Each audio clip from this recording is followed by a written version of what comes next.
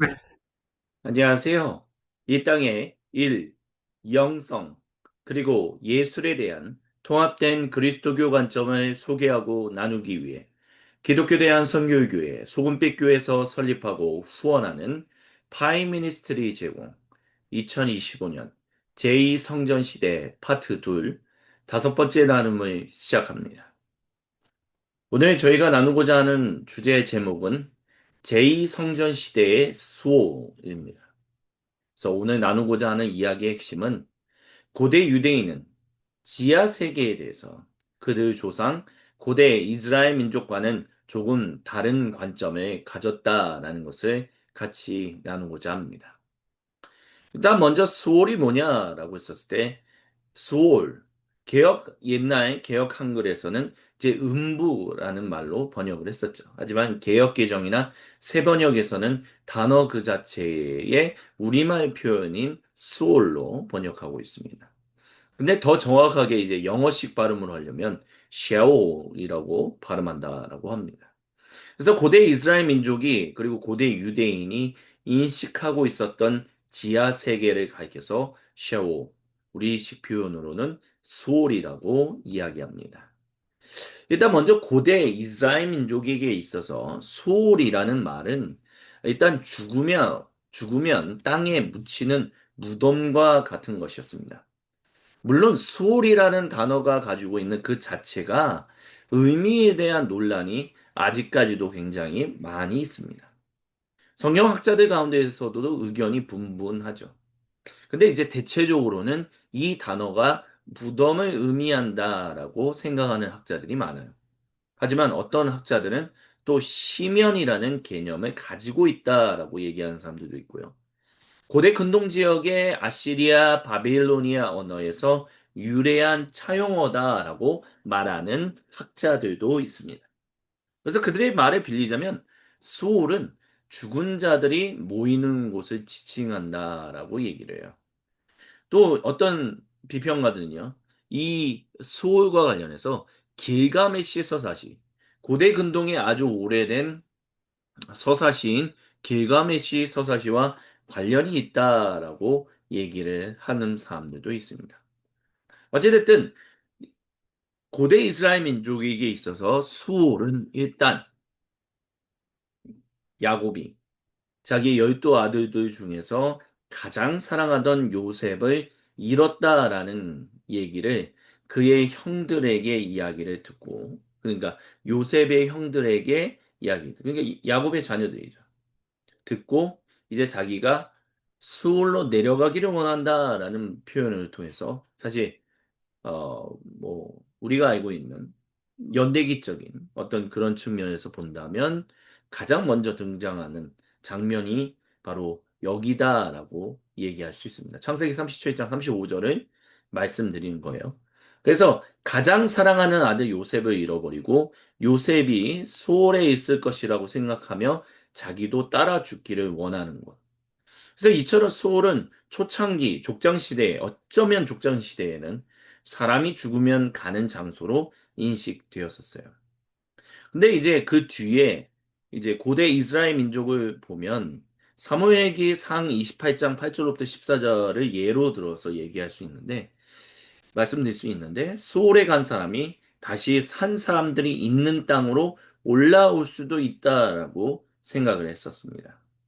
그러니까 이 사무엘기 상에서는 이제 사울이 블레셋과의 전쟁을 앞두고 이제 죽은 사무엘을 수올에서 올라오게끔 하는 거거든요. 그래서 실제로 죽은 사무엘이 수올에서 올라와서 사울과 대화를 나누는 장면이 바로 사무엘기 상 28장 8절부터 14절에 나타납니다.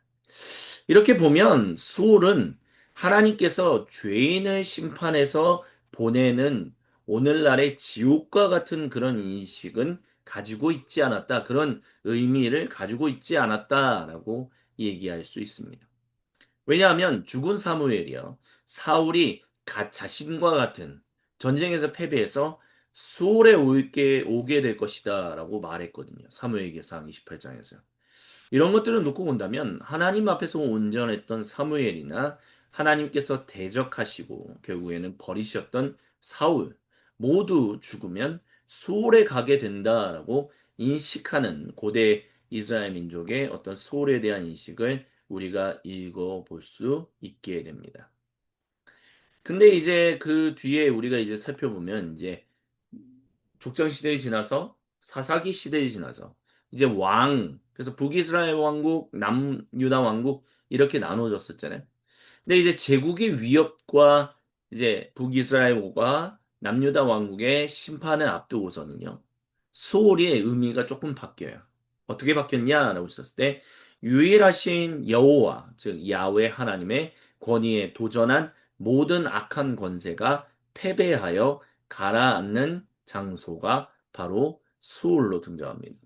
그래서 그 중에 대표적인 성경 구절이 이사야서 14장 9절부터 11절이에요. 땅 밑에 수올이 내가 오는 것을 반겨 맞으려고 들떠 있고 죽으면 거기에 잠든 세상 모든 통치자의 망령을 깨우며 한때 세상을 주름잡던 그 왕들을 깨운다. 그 망령들이 너에게 한마디씩 할 것이다. 너도 별 수 없이 우리처럼 무력해졌구나. 우리와 똑같은 신세가 되었구나. 너의 영화가 너의 검은고 소리와 함께 소울로 떨어졌으니 구더미를 구더기를 요로 깔고 지렁이를 이불로 덮고 있구나. 이런 얘기가 있어요. 그러니까 이 이사야서 14장은 신바벨로니아 제국에 대한 하나님의 말씀을 전하는 첫 번째 이사야 예언자의 예언이거든요. 그러니까 신바빌로니아 제국이 이렇게 하나님으로부터 심판을 받을 것이다. 악한 권세가 결국 패배한다. 그리고 그 뒤에 14절 이후에 보면 광명성이라고 얘기해서 우리가 보통 악한 영의 대표자인 사탄에 대해서 얘기할 때 사탄도 그렇게 패배하여 가라앉는 장소가 소울로 나타난다. 이제 그렇게 얘기를 해요. 하지만 단순히 모든 악한 권세뿐만이 아니라 하나님께서 전적인 은혜로 말미암아 구원해 내셨던 이스라엘 민족. 하지만 그들이 하나님께 대항했기 때문에 하나님께서는 자기에게 대항한 이스라엘 민족이나 비이스라엘 민족 모두를 동일하게 소홀로 보내시는 것을 우리는 볼 수 있어요. 그것도 역시 첫 번째 이사야 예언자가 얘기했던 이사야서 5장 13절부터 14절을 통해서 볼 수 있습니다. 그러므로 내 백성은 지식이 없어서 포로가 될 것이요 귀족은 굶주리고 평민은 갈증으로 목이 탈 것이다. 그러므로 수올이 입맛을 크게 다시면서 그 입을 한없이 벌리니 그들의 영화와 법석거림과 떠드는 소리와 즐거워하는 소리가 다 그곳으로 빠져 들어가게 될 것이다. 라는 말씀이 있습니다. 그래서 또 이들에게 있어서는 하나님의 심판을 앞두고서는 이 사람들, 하나님 백성들은 결국 하나님께서 계신 곳에서 가장 먼 장소로 수호를 인식했습니다. 하지만 하나님의 통치 안에 있다라는 것을 기억하고 있었어요. 그와 같은 말씀이 이제 지혜 문학인 욥기에 기록되어 있습니다. 욥기 7장 8절부터 9절에는 이런 말씀이 기록되어 있어요. 욥이 스스로 말하는 건데요. 어느 누구도 다시는 저를 볼 수 없을 것입니다. 주님께서 눈을 뜨고 저를 찾으려고 하셔도 저는 이미 없어졌을 것입니다. 구름이 사라지면 자취도 없는 것처럼 수울로 내려가는 사람도 그와 같아서 다시는 올라올 수 없습니다. 라고 기록되어 있어요. 하지만 또한 욥기 26장 5절부터 6절에 보면 이렇게 얘기합니다. 죽은 자들이 떱니다. 깊은 물 밑에서 사는 자들이 두려워합니다. 수호도 하나님께는 훤하게 보이고 멸망의 구덩이도 그분의 눈에는 훤하게 보인다라고 얘기합니다. 그래서 이런 것들을 보면 고대 이스라엘 민족에게 있어서 수홀은 뭐 심판을 받아서 가는 곳이다 뭐 이런 얘기들이 없었지만 결국에는 죽은 사람이 그냥 가는 곳 이렇게 인식했잖아요. 그리고 그 죽음 각이면 죽은 사람은 그냥 잠잔다라는 식의 인식이 있었어요. 그리고 이 당시에는 이 수홀로부터 하나님의 특별한 허락이 없이는 어, 다시 뭐 부활한다든지 다시 살아있는 사람들의 땅으로 뭐 돌아온다 뭐 이런 식의 인식들은 존재하지 않았었습니다.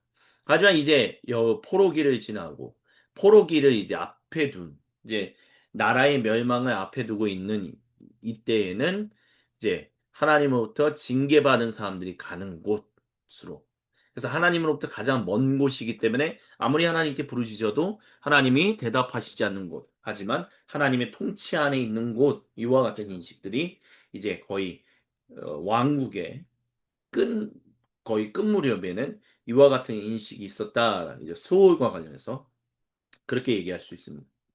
그리고 이제 신바빌로니아 제국에 의해서 포로기 기간에는 일단은 직접적인 소홀에 대한 직접적인 언급이 없지만 죽음의 골짜기에 흩어진 뼈들이 하나님의 징계로 소홀에 내려간 사람들을 가리킨다라는 인식이 있었어요.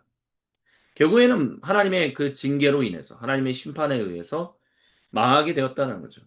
그래서 이제 에스겔 37장 11절부터 14절을 보면 이런 말씀이 기록되어 있습니다. 그때 그가 내게 말씀하셨습니다. 사람아, 이 뼈들이 바로 이스라엘 온 족속이다. 그들이 말하기를 우리의 뼈가 말랐고 우리의 희망도 사라졌으니 우리는 망했다 한다. 그러므로 너는 대언하여 그들에게 전하여라. 나 주 하나님이 말한다. 내 백성아, 내가 너희 무덤을 열고 무덤 속에서 너희를 이끌어내고 너희를 이스라엘 땅으로 들어가게 하겠다. 내 백성아, 내가 너희의 무덤을 열고 그 무덤 속에서 너희를 이끌어낼 그때에야 비로소 너희는 내가 주인 줄 알 것이다. 내가 내 영을 너희 속에 두어서 너희가 살 수 있게 하고 너희를 너희의 땅에 데려다가 놓겠으니 그때에야 비로소 너희는 나 주가 말하고 그대로 이룬 줄을 알 것이다. 나 주의 말이다. 그러니까 이 포로기 기간에 그러니까 여기서 말하는 직접적 언급이라는 것은 에스겔서 37장 21절로부터 14절에 직접적으로 소울이라는 단어가 등장하지 않는다라는 걸 말씀을 드리는 거예요. 하지만 죽음의 골짜기에 흩어진 뼈들이 에스겔에 의해서 하나님이 인자라고 표현하는 에스겔을 통해서 이제 하나님 말씀이 전해질 때 뼈들이 모이고 거기에 살이 입혀지고 피가 통하고 그리고 하나님의 생기가 들어가는 일들이 일어나거든요. 그러니까 결국에는 죽음의 골짜기에 흩어진 뼈들이 하나님의 징계로 수월에 내려간 사람들인데 하나님께서 그들을 다시 수월에서 불러 올리시는 일들이 있다라는 인식이 고대 이스라엘 민족과 이제 그들이 인식하고 있는 수월의 관점하고는 굉장히 많이 다른 어떤 그런 인식이 여기에서 비춰진다라고 할 수 있어요. 그래서 성령 그리고 제일 큰 차이는 수월에서 불러 올리실 때 그래서 사람들이 다시 살아나게 될 때 성령님의 충만한 임재 속에 있는 하나님의 형상을 가진 참 사람으로 다시 살아난다라는 인식이 바로 포로기 기간에 있었던 초창기 유대인들에게 있었다라고 이제 얘기할 수 있습니다. 그리고 이제 포로기 이후의 포로 생활을 가리켜서 우리는 제2성전 시대다라고 이제 할 수 있는데요. 이 제2성전 시대에 우리가 계속해서 강조해드리지만 제2성전 시대의 고대 유대인들은 성전과 성벽을 다시 지었어요. 고향 땅으로 다시 돌아왔죠. 페르시아 제국에 의해서. 근데 주님께 예배를 드리면서 감사를 드리는 동시에 아직 자기들이 포로 생활을 하고 있다는 것을 회개했어요. 그 말씀이 느헤미야기 9장 31절부터 38절에 기록되어 있습니다. 그래서 우리는 아직도 포로기 가운데 있습니다. 우리는 아직도 이방 왕들의 그 것들로서 소유물로서 무서운 고역을 치르고 있다라는 인식을 갖고 있어요. 그러니까 제2성전 시대를 강조하는 이와 같은 성경 읽기가 기존에 있었던 성경 읽기와 큰 차이점이 뭐냐라고 질문하신다면 항상 말씀드리는 건 뭐냐면 포로기가 끝나지 않았다. 그러니까 포로기 이후에 아직도 포로 생활을 하고 있다라고 인식하는 시대가 제2성전 시대라고 말씀드렸어요.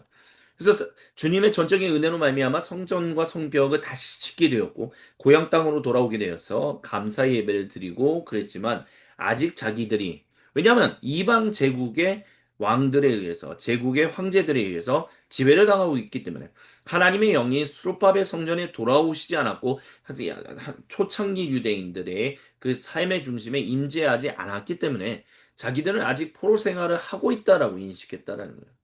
그래서 그런 인식 가운데서 그들이 했던 일이 뭐냐면 주전 3세기경에 고대 히브리어 성경을 고대 그리스어인 70인여 성경으로 번역하는 일이 있었어요. 그리고 여기서 수올은 하데스라는 고대 그리스어로 번역하게 됩니다. 그래서 이제 제2성전 시대에 이제 수올은 일골 하데스로 이제 인식하게 돼요. 그리스 신화에서 제일 많이 등장하는 장소가 이제 하데스잖아요. 근데 이 고대 유대인들 이 하데스가 어떻게 인식되었냐라고 한다면 이렇게 말씀드릴 수 있을 것 같아요. 그러니까 그 페르시아 제국이 지나고 난 다음에 이제 고대 유대인들은 알렉산드로스 대왕에 의해서 지배를 받았잖아요. 그리고 그가 죽은 다음에는 이제 알렉산드로스 대왕의 고대 그리스 제국이 네 개의 제국 왕국으로 찢어졌거든요. 근데 이제 이후에 이집트에 기반을 둔 프톨레마이오스 왕조의 지배를 받으면서 70인역을 번역하고 그 뒤에는 시리아에 바탕을 둔 이제 셀레우코스 왕조의 지배를 받으면서 이제 계속해서 자기들이 포로 생활을 하고 있었다 이렇게 이제 인식을 하는 거예요. 그러다 보니까 이들은 결국에 뭐냐면 주님이 약속하신 대로 그러니까 예레미야 예언자를 통해서 약속하신 대로 70년 만에 돌아오겠다 하겠다라고 하셨던 약속처럼 반드시 자기 백성에게 돌아오시는 주님의 귀환을 믿었다라는 거예요. 그리고 그 귀환을 믿으면서 주님이 돌아오시면 포로 생활 동안 이방 제국의 지배를 당하면서 주님을 향해서 온전한 마음을 가지고 살다가 이 비유대인들에 의해서 목숨을 잃은 이들이 모두 부활하게 돼요. 이거는 특별히 주전 3세기 이후를 얘기하겠죠. 주전 2세기, 1세기를 말하는 거죠. 이제 주님과 함께 더불어 진짜 제대로 된 삶을 살아가게 될 것이다 라고 확신을 했어요. 그래서 고대 유대인들은요, 하나님으로부터 의롭다라고 최종적으로 인정받은 유대인을 괴롭히고 목숨 잃게 한 악한 비유대인들도 다 함께 이 수올, 하데스라고 얘기하는 곳에서 부활하여 준엄한 심판을 받게 될 것이다 라고 얘기했습니다. 그래서 여기에 이제 제가 좀 완벽하게 쓰지 않았는데 결국에는 제2 성전 시대 소홀은 고대 유대인들에게 있어서 주님이 자기 백성에게로 마침내 돌아오셔서 포로 생활을 끝내고 부활할 모든 의인과 악인이 기다리는 장소로 인식됐었습니다. 그런 장소로 이제 인식이 됐어요. 그러니까 굉장히 소울이라는 관점이 얼마나 많이 바뀌었는지에 대해서 우리는 이제 알 수 있습니다. 그러니까 고대 이스라엘 민족에 있어서 소울은 그냥 잠자는 곳, 죽으면 그냥 가는 장소. 거기에 뭐 의인이 있고 악인이 있고 뭐 그거에서 심판이 있고 뭐 이런 식의 관점이 없었어요. 하지만 이들이 왕국 시절을 지나면서 제국에 의해서 위협을 받으면서 수홀은 결국에는 우리가 하나님 앞에 잘못했기 때문에 가게 되는 장소. 그리고 하나님으로부터 잘못하는 사람들도 또한 가게 되는 장소라고 인식했다는 거예요. 근데 그것을 포로기를 이제 지나면서 시바벨로니아 제국의 포로기 기간 동안 에스겔서 37장을 통해서 알 수 있는 것처럼 하나님이 그냥 이들을 그냥 내버려 두시어 수월에 그냥 하나님의 백성은 내버려 두지 아니하시고 그들을 다시 살게 하사 하나님의 형상으로 온전히 회복하여 참다운 사람으로 살아가게 하실 것이다. 그래서 수월에서 돌아오게 될 것이라는 인식이 있었는데 이 수월이 이제 하데스라는 말로 하면서 이제 하나님 백성만 돌아오는 것이 아니라 하나님의 백성을 괴롭혔던 비유대인들도 같이 돌아와서 주님의 준엄한 심판을 받는. 그래서 그 날이 올 때까지 기다리는 장소로서 이제 소울, 하데스가 인식되었다라는 것입니다. 이런 거를 보면 고대 이스라엘 민족과 고대 유대인의 소울에 대한 인식, 지하 세계에 대한 인식이 굉장히 좀 다른 관점을 가지고 있었다라는 것을 볼 수 있어요. 그리고 우리는 그것을 통해서 그와 같은 인식을 가지고 예수님이 예, 그리고 제자들이 활동했었다라는 것을 유대인으로서 활동했었다라는 것을 기억할 필요가 있습니다. 그래서 오늘 우리가 함께 나눈 이제 제2성전 시대 파트 2의 다섯 번째 나눔의 핵심은 고대 유대인은 지하 세계에 대해 그들 조상 고대 이스라엘 민족과는 조금 다른 관점을 가졌다였었습니다. 예, 이것으로 오늘 나눔을 마무리하고요. 다음 주 이 시간에 계속해서 제2성전 시대 파트 2 여섯 번째 나눔으로 찾아뵙도록 하겠습니다. 지금까지 함께 해주신 모든 분들께 감사를 드립니다. 다음 시간에 다시 뵙겠습니다.